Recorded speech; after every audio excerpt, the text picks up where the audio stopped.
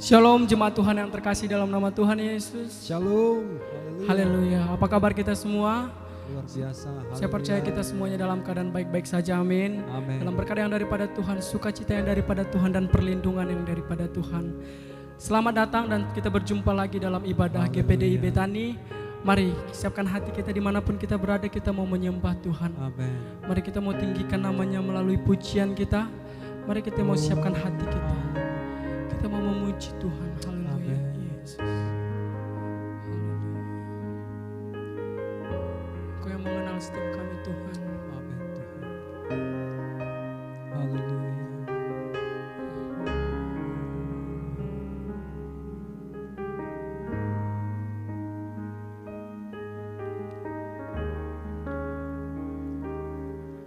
Bapa, Engkau mengenalku lebih dari siapapun. Engkau tahu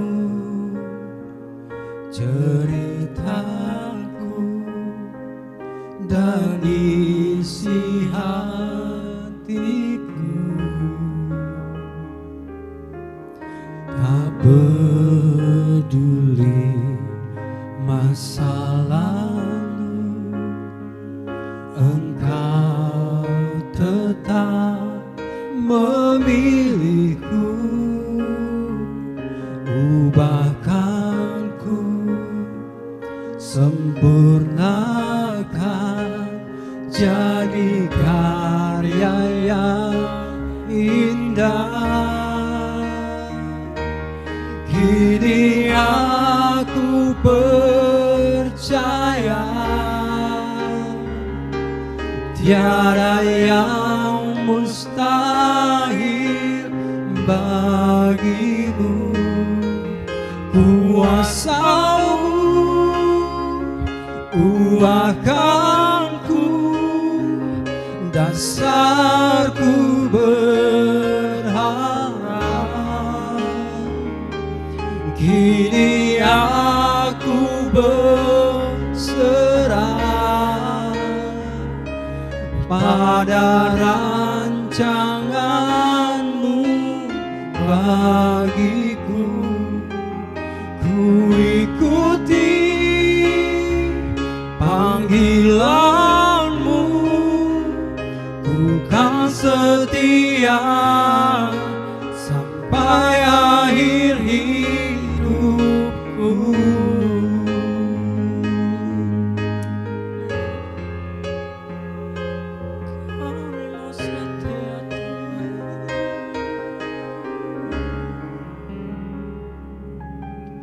Bapa, Engkau mengenalku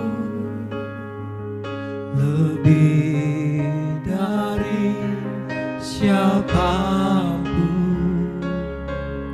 Engkau tahu ceritaku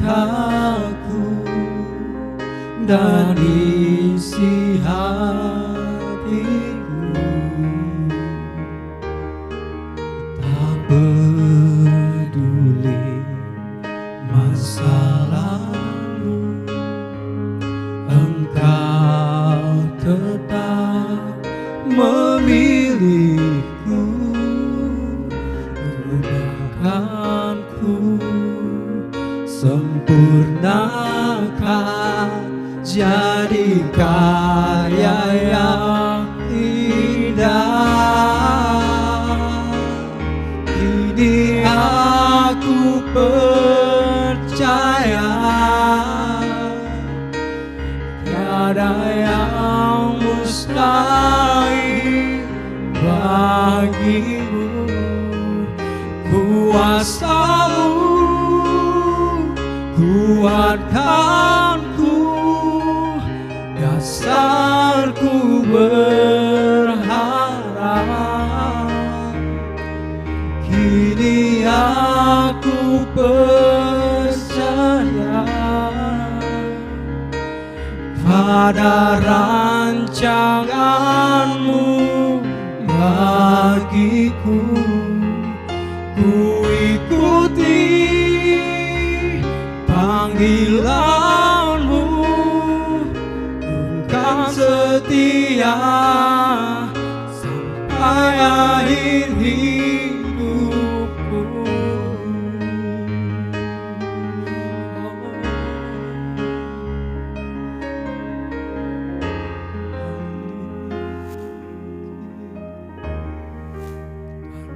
salibmu,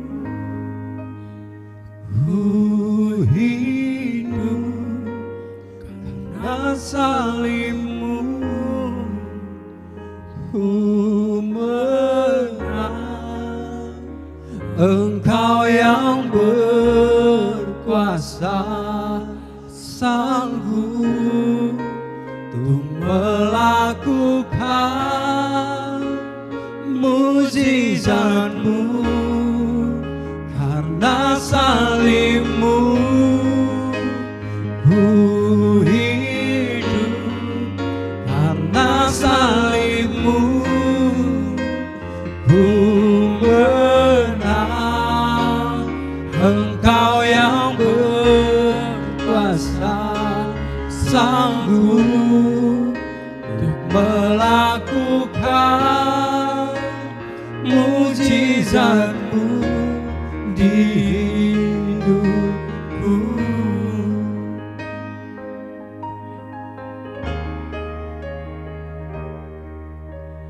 Hanya Kau Tuhan di hidupku.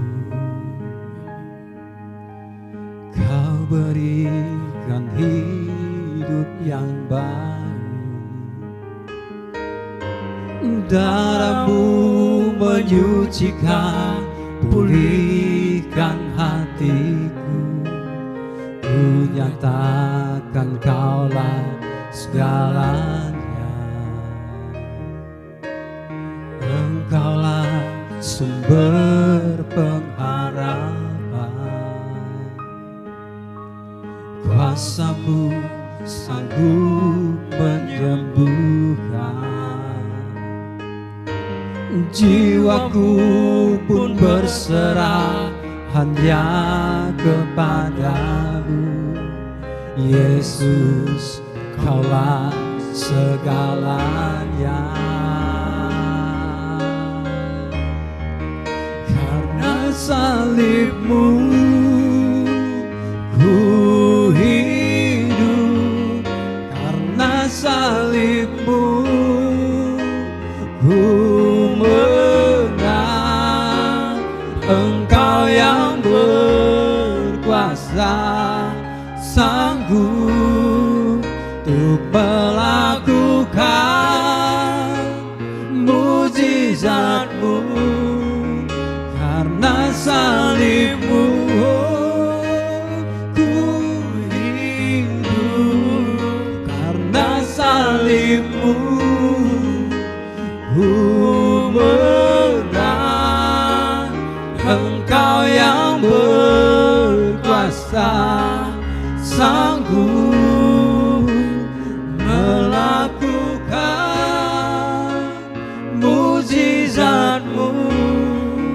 Karena salibmu, ku hidup. Karena salibmu, ku menang. Engkau yang berkuasa, sanggup. Engkau yang berkuasa, sanggup. Engkau yang berkuasa, sanggup untuk melakukan mujizat-Mu di hidupku. Haleluya. Puji Tuhan. Haleluya. Shalom Bapak Ibu, saudara-saudari yang dikasihi dan diberkati oleh Tuhan kita Yesus Kristus dimanapun Bapak Ibu berada. Happy Sunday. Kita bertemu lagi pada hari ini Minggu. Kita bersyukur kita diberi kesehatan, dimampukan untuk mengikuti ibadah. Bapak Ibu ada di rumah, mari dengar baik-baik. Saya percaya pujian tadi memberkati Bapak Ibu. Dan tiba gilirannya kita akan membaca firman Tuhan. Firman Tuhan masih tetap diambil dari sumber yang sama, yaitu dari Injil Lukas pasal 16 ayat 19 sampai 31. Saya akan bacakan, Bapak Ibu dengar baik-baik. Demikian bunyi firman Tuhan. Ada seorang kaya yang selalu berpakaian jubah ungu dan kain halus, dan setiap hari ia bersukaria dalam kemewahan. Dan ada seorang yang pengemis bernama Lazarus, badannya penuh dengan borok, berbaring dekat pintu rumah orang kaya itu, dan ingin menghilangkan laparnya dengan apa yang jatuh dari meja orang kaya itu. Malahan anjing-anjing datang menjilat boroknya. Kemudian matilah orang miskin itu, lalu dibawa oleh malaikat-malaikat ke pangkuan Abraham. Orang kaya itu juga mati, lalu dikubur. Dan sementara ia menderita sengsara di alam maut, ia memandang ke atas, dan dari jauh dilihatnya Abraham dan Lazarus duduk di pangkuannya. Lalu ia berseru, katanya, "Bapa Abraham, kasihanilah aku. Suruhlah Lazarus supaya ia mencelupkan ujung jarinya ke dalam air dan menyejukkan lidahku, sebab aku sangat kesakitan dalam nyala api ini." 25. Tetapi Abraham berkata, "Anak, ingatlah bahwa engkau telah menerima segala yang baik sewaktu hidupmu, sedangkan Lazarus segala yang buruk. Sekarang ia mendapat hiburan dan engkau sangat menderita." 26. Selain daripada itu, di antara kami dan engkau terbentang jurang yang tak terseberangi, supaya mereka yang mau pergi dari sini kepadamu maupun mereka yang mau datang dari situ kepada kami tidak dapat menyeberang. Kata orang itu, "Kalau demikian, aku minta kepadamu, Bapa, supaya engkau menyuruh dia ke rumah ayahku, sebab masih ada 5 orang saudaraku, supaya memperingati mereka dengan sungguh-sungguh, agar mereka jangan masuk kelak ke dalam tempat penderitaan ini." 29. Tetapi kata Abraham, "Ada pada mereka kesaksian Musa dan para nabi, baiklah mereka mendengarkan kesaksian itu." 30. Jawab orang itu, "Tidak, Bapak Abraham. Tetapi jika ada seorang yang datang dari antara orang mati kepada mereka, mereka akan bertobat." Kata Abraham kepadanya, "Jika mereka tidak mendengarkan kesaksian Musa dan para nabi, mereka tidak juga akan mau diyakinkan, sekalipun oleh seorang yang bangkit dari antara orang mati." Kita berdoa terlebih dahulu. Terima kasih Bapa di surga, Bapa yang baik, Bapa yang luar biasa. Kami bersyukur kami punya Bapa di surga yang luar biasa. Pagi hari ini kami kembali diperkenankan mendengarkan firman Tuhan. Kami mau belajar dari firman-Mu.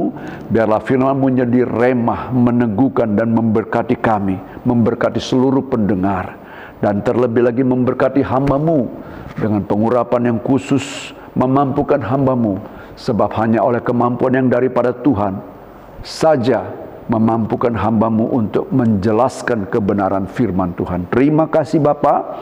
Dalam nama Tuhan Yesus kami berdoa dan ucapkan syukur. Haleluya. Amin.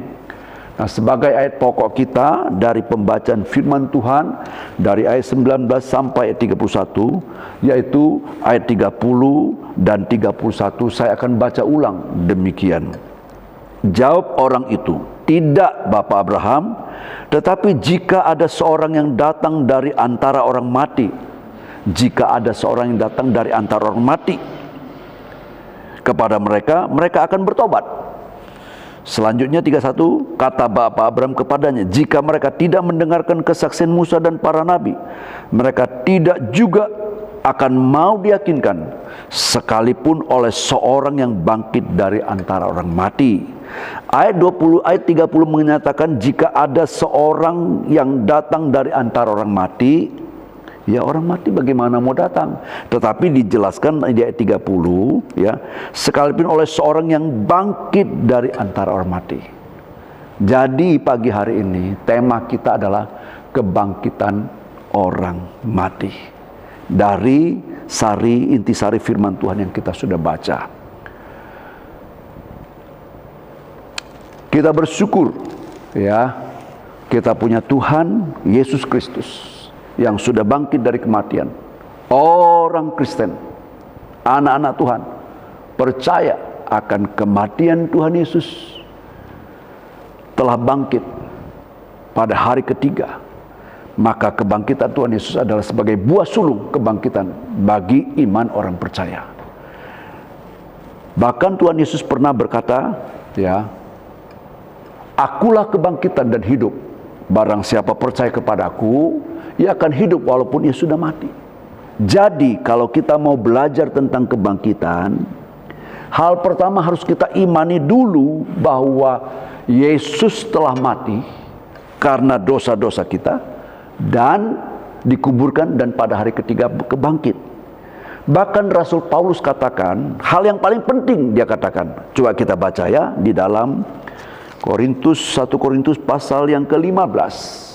Ya, ayat yang ketiga, 4, 5, dan 6. Rasul Paulus menulis ayat firman Tuhan ini oleh ilham roh kepada jemaat di Korintus. Dia katakan ini, sebab yang sangat penting telah aku sampaikan kepadamu, yaitu bahwa apa yang telah aku terima sendiri, ialah bahwa Kristus telah mati karena dosa-dosa kita sesuai dengan kitab suci, bahwa ia telah dikuburkan, ya, dan bahwa ia telah dibangkitkan pada hari yang ketiga. Telah mati, dikuburkan, dibangkitkan pada hari ketiga sesuai dengan kitab suci.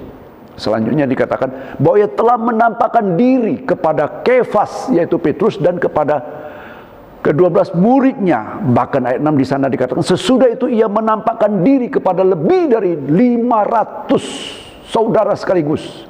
Kebanyakan dari mereka masih hidup sampai sekarang, tetapi beberapa di antaranya sudah meninggal. Rasul Paulus menulis dengan sangat tegas, yang sangat penting. Apa itu? Yaitu penyampaian tentang kebangkitan Yesus Kristus. Tadi kita katakan bahwa real, memang ada kebangkitan, bukan hal yang bohong, ada kebangkitan, ya. Nah, kalau kita mau memahami kebangkitan, hal pertama kita harus mengimani bahwa Yesus telah mati karena dosa-dosa kita, dikuburkan, dan pada hari ketiga bangkit. Jadi kebangkitan itu real. Bahkan kalau kita melihat, oleh karena sudah disaksikan oleh lebih dari 500 saudara sekaligus, bahkan sudah disaksikan oleh 12 murid-murid Yesus, maka di dalam catatan sejarah internasional, ditulis dalam penanggalan internasional, hari dan tanggal kebangkitan Tuhan Yesus dicatat dalam penanggalan internasional. Bapak Ibu mungkin boleh saja tidak percaya, itu hak Bapak Ibu. Tetapi ketika sejarah mencatat di dalam penanggalan internasional yang kita pakai sebagai kalender internasional, kalender Masehi, itu membuktikan bahwa sejarah membuktikan bahwa peradaban manusia telah mengakui adanya kebangkitan. Nah, kita akan melihat dari paparan firman Tuhan tentang dua pribadi yang bangkit ini. Ya, di sana dikatakan, ya, di ayat 30 dikatakan, tetapi jika ada seorang yang datang dari antara orang mati, ada seorang yang datang dari antara orang mati. Kemudian dia 31 dilanjutkan, sekalipun oleh seorang yang bangkit dari antara orang mati. Jadi datang dari antara orang mati artinya bangkit dari antara orang mati. Sebenarnya kebangkitan ini tidak bertentangan dengan ilmu pengetahuan. Artinya ilmu pengetahuan juga mendukung adanya kebangkitan. Saya kasih contoh, ya. Kalau ada satu benih, contohlah kita ambil benih biji mangga, itu ditanam di dalam tanah. Kalau manusia itu artinya dikuburkan, mati dikuburkan, maka dari satu biji akan menghasilkan banyak buah. Dan Yesus sendiri pernah berkata di dalam Yohanes pasal 12 ayat 24, di sana dikatakan, aku berkata kepadamu, sesungguhnya jikalau biji gandum tidak jatuh ke dalam tanah dan mati, ya tetap satu saja.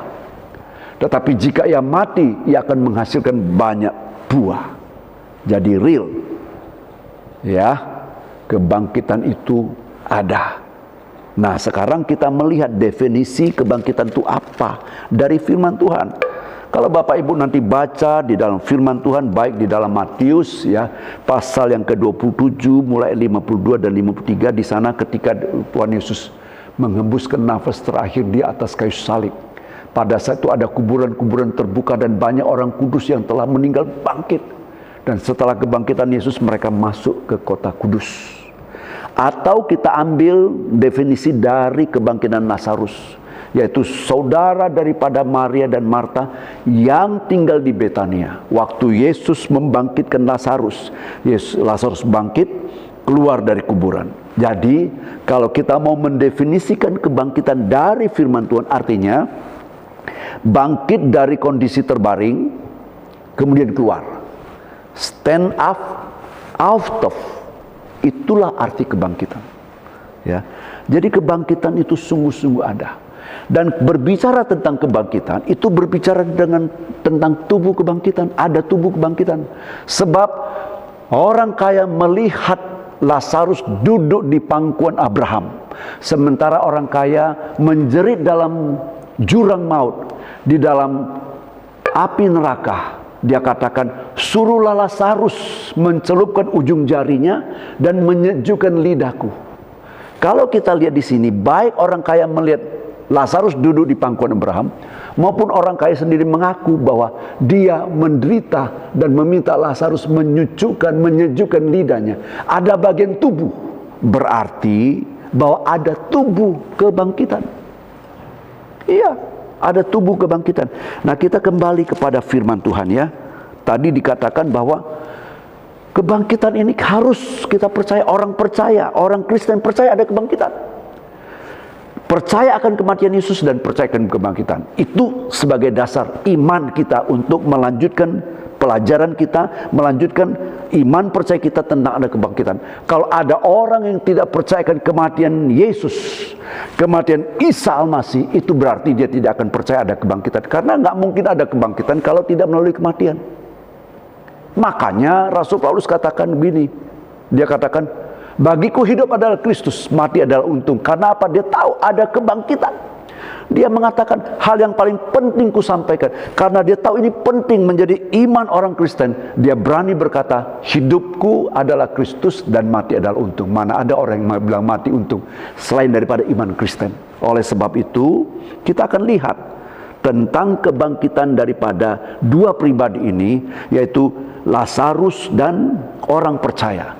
Kiranya kebangkitan ini diketahui semua orang, menembus batas suku, menembus batas warga negara, menembus batas kebangsaan. Artinya semua orang harus percaya ada kebangkitan. Kita ambil intisari dari kebangkitan daripada Lazarus dan orang kaya. Saya akan mencatat sini minimal ada 5 hal. 1. Masih tetap ada kelangsungan identitas masing-masing pribadi. Contoh di sini, Lazarus di dunia dengan tubuh jasmani sama seperti kita, orang kaya juga dengan tubuh jasmani seperti kita juga. Ketika bangkit, orang kaya melihat Lazarus duduk di pangkuan Abraham. Juga orang kaya sendiri menjerit, mengatakan, suruh Lazarus mencelupkan ujung jarinya ke lidahku. Arti kata, ada lidah, ada melihat Lazarus duduk di pangkuan Abraham, ada tubuh, berarti ada tubuh kebangkitan. Ya, ada tubuh kebangkitan dan identitasnya masih tetap ada. Identitas pribadi masih ada. Arti kata begini, setelah kebangkitan, yang namanya manusia tetap jadi manusia, tidak menjadi binatang. Misalnya, menjadi kelinci yang bagus. No, tidak. Artinya masih tetap ada kelangsungan personality atau kepribadian masing-masing orang. Itu yang pertama dicatat. Yang kedua yang kita mau catat adalah pengenalan permanen. Arti kata bahwa orang kaya kenal kepada Lazarus. Lazarus juga kenal kepada orang kaya. Kita masih saling kenal. Oleh sebab itu, anjuran saya mengatakan bahwa mari, selagi kita di atas muka bumi, binalah persahabatan dalam pengenalan yang murni. Ya, jangan ada persahabatan yang kurang murni. Sebab apa? Dari persahabatan yang murni kita membina satu persahabatan yang baik, saling kenal dengan baik, ya. Jangan sampai pengenalan kita ini mencederai persahabatan kita sampai membuat kita dendam. Akhir kata kita katakan, kalau orang dendam yang tidak bisa mengampuni, mungkin dia katakan ini, awas kamu ya, aku kejar kamu sampai ke neraka. Jangan-jangan yang mau ngejar sampai neraka, betul-betul sampai neraka, yang dikejar sekarang nantinya ada di surga. Nggak mungkin lagi, karena terpisah sedemikian rupa, tidak bisa saling mengunjungi. Oleh sebab itu, mari selagi kita hidup, binalah persahabatan dengan murni dan adanya pengampunan, supaya kita kenal di bumi, nanti masih kenal di surga. Alangkah indahnya.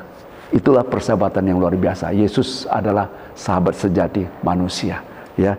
Terus Yang ketiga, ada pengakuan nilai kehidupan seseorang ketika masih di dunia. Artinya bahwa Lazarus kenal hidup dia bagaimana di dunia, juga orang kaya mengenal, ya,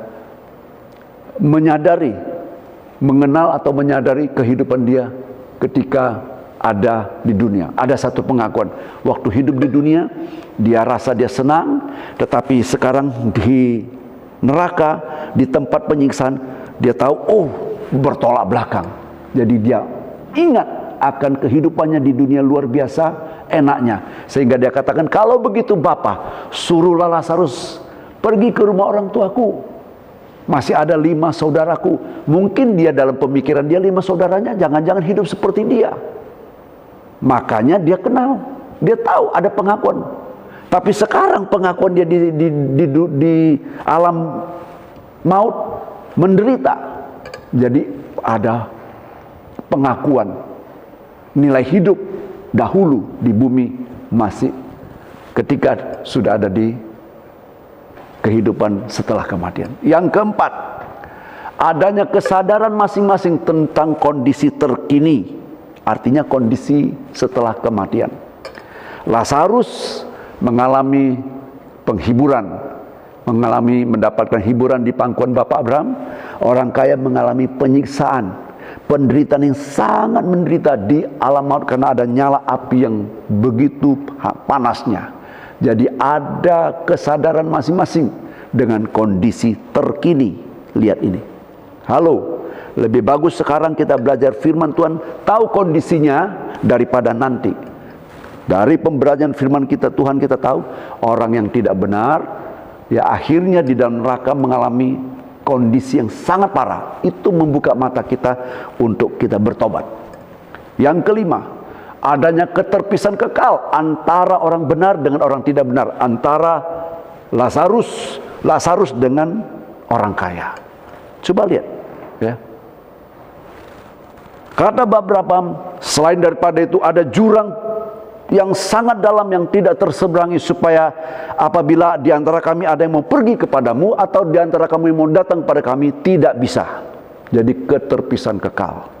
Nah, sekarang maknanya apa bagi kita tentang kebangkitan ini?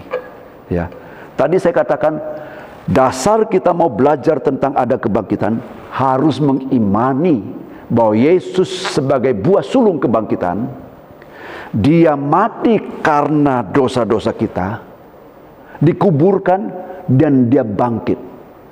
Maknanya bagi kita apa untuk belajar tentang kebangkitan ini?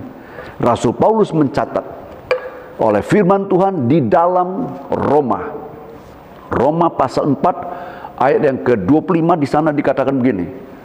Yesus yang telah diserahkan karena pelanggaran kita dan dibangkitkan karena pembenaran kita. Yesus yang diserahkan, mati di atas kayu salib, memikul segala dosa kita karena pelanggaran kita. Dia dibangkitkan karena pembenaran kita. Artinya Yesus sebagai role model yang sudah bangkit sebagai buah sulung kebangkitan, nanti kita akan bangkit juga. Dengan kebangkitan dia, iman kita membenarkan, ya, kita telah dibenarkan. Iman kita menyatakan bahwa kita telah dibenarkan. Artinya ketika kita telah dibenarkan di hadapan Allah, artinya kita sama seperti kita belum pernah bersalah di hadapan Allah. Karena melalui kebangkitan ini kita dibenarkan. Saya baca ulang, firman Tuhan katakan ini, yaitu Yesus yang telah diserahkan karena pelanggaran kita dan dibangkitkan karena pembenaran kita. Puji Tuhan, kita dibenarkan melalui kebangkitan Yesus. Kalau kita sudah dibenarkan, tidak ada lagi salah di hadapan Bapa, akhirnya yang percaya kepada Tuhan Yesus akan kembali dikumpulkan bersama Allah Bapa di surga selama-lamanya. Itu sebabnya firman Tuhan katakan, Yesus katakan, akulah kebangkitan dan hidup. Barang siapa percaya kepadaku, siapa saja, halo Anda, dimanapun Anda berada, Anda percaya. Firman Tuhan selanjutnya katakan, walaupun dia sudah mati, dia akan hidup. Ya, nanti Bapak Ibu kembali buka di dalam Injil Yohanes pasal 11 ayat yang ke-25. Saya ulangi, saya akan baca di sana dikatakan, akulah kebangkitan dan hidup. Barang siapa percaya kepadaku, ia akan hidup walaupun ia sudah mati. Puji Tuhan, kita punya Tuhan yang bangkit untuk membenarkan kita. Walaupun kita mati, kita akan hidup selama-lamanya. Karena kita sudah dibenarkan di hadapan Allah. Kita akan kembali dikumpulkan bersama dengan Allah selama-lamanya di surga kekal. Terpujilah nama Tuhan kekal sampai selama-lamanya. Kita akan akhiri dan kita akan tutup dalam doa. Mari kita tutup mata. Terima kasih Bapa di surga buat anugerah dan kemurahan-Mu. Engkau luar biasa. Engkau telah menganugerahkan anak-Mu yang tunggal, Tuhan Yesus Kristus, mati karena segala dosa kami. Mati untuk memikul segala dosa kami.